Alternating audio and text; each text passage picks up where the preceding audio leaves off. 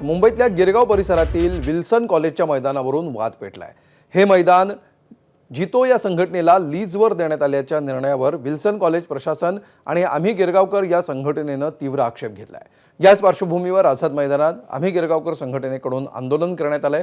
हे मैदान वर्षानुवर्ष स्थानिक विद्यार्थी आणि क्रीडा उपक्रमांसाठी वापरलं जात होतं।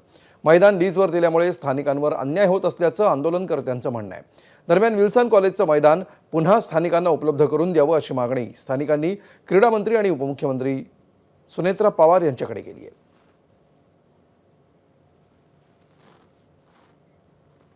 खाजगीकरण झालेलंच आहे। खेळासाठी आरक्षित असलेली मैदानं तिकडे धर्मगुरू येत आहेत आणि ते बोलतात की आता नाकावर टिच्चून आम्ही हे घेतलं ग्राउंड। काय तुम्हाला सिद्ध काय करायचंय? काय सिद्ध करायचं तुम्हाला यातनं?